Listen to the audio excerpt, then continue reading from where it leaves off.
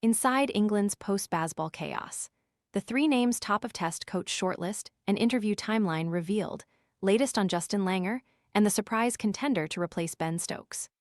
England's test cricketers are due to report to Headingley 3 weeks today for the start of the post-Bazball era.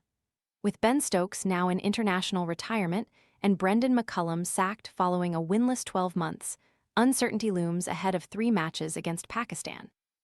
Here, Daily Mail Sport looks at the big issues ahead of the first test starting on August 19. When do England hope to appoint a replacement for McCullum? Is your pet ignoring the water bowl? The Veckin Pet Fountain keeps water circulating and uses 5-stage filtration to improve taste and reduce impurities. Want to check today's Amazon deal? Scan the QR code now or visit grabdeal.us/5 before it's gone. Time is tight to settle on a new test specialist coach, after the ECB's first choice, Andy Flower, declined to apply for the position. However, interviews are taking place with multiple candidates this week. The board have not yet ruled out appointing the new man in time for Headingley, potentially as early as next week, with New Zealander Stephen Fleming, plus homegrown duo Richard Dawson and Jonathan Trott leading the Flowerless shortlist.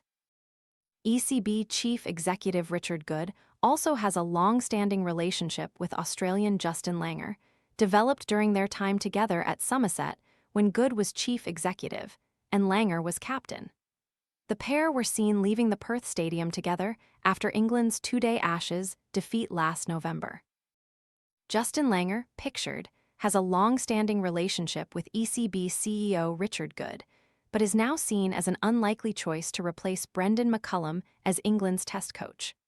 Former England batsman Jonathan Trott, who did a fine job establishing Afghanistan as one of the world's leading limited-over sides, is in the running for the job. However, Langer is viewed as a less likely option now. England already have one Australian in their think tank ahead of next year's Ashes in national selector Marcus North, and adding a second would leave them open to ridicule. Fleming, someone accustomed to working with McCullum from their New Zealand playing days, is immediately available after severing ties with Chennai Super Kings in the Indian Premier League. Trott, who established Afghanistan as one of the world's leading limited-over sides, is currently doing consultancy work, while Dawson is contracted with Glamorgan. Equally, England are relaxed about the prospect of Marcus Trescothick standing in as interim coach if necessary. The 50-year-old fronted the White Ball Tour of the Caribbean in late 2024, following Matthew Mott's exit, and declared his interest in becoming permanent coach in an interview with Daily Mail Sport. This, as Good has said, will be the choice of whoever is appointed head coach. As we reported at the end of the Trent Bridge defeat by New Zealand, which saw the curtain come down on Stokes' 4-year tenure, Joe Root was lined up to take over once more. Root made multiple references to enjoying working in this space, alongside McCullum when stepping in for the suspended Stokes at the Oval, but the Kiwis' subsequent departure from the role has altered the dynamic.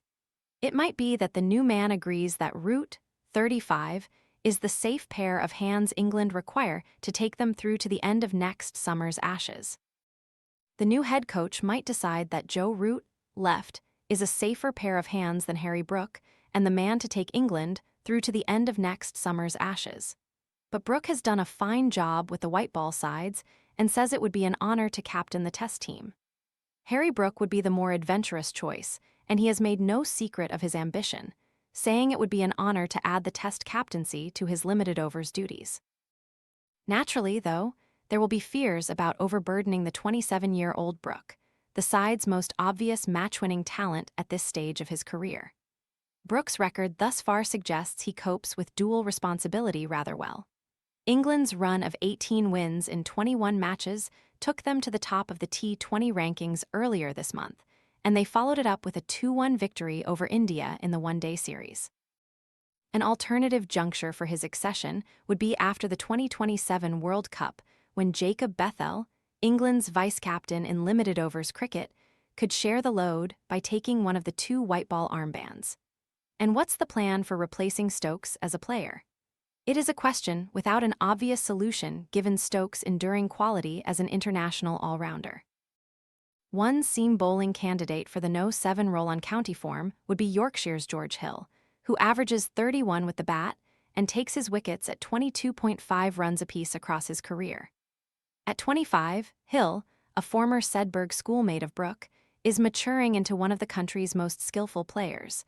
But his lack of pace with the ball could be an issue, with his top speed being 80 mph rather than 90. Sam Curran has not given up on resurrecting his Test career, but having re-established himself as an automatic white ball pick over the past year, his domestic first-class appearances have been sporadic as a result. While an alternative selection, if going back to those tried previously, would be Craig Overton, who is having the season of his life with Somerset. A new personal best 548 championship runs and 33 wickets at 19.54. The other option would be to pick Rehan Ahmed either as frontline spinner or as support to Shoaib Bashir, if, as expected, the pitches remain dry and conducive to turn in August. George Hill, left, a former schoolmate of Harry Brooks, is a contender to replace Ben Stokes in the England XI. All-rounder Sam Curran has not given up on resurrecting his Test career. How are our fast bowlers Archer, Tongue and Atkinson preparing? With a diet of short-format cricket, unfortunately. The schedule prevents any meaningful preparation for a Test series, forcing them to tick over in the nets while the 100 is on.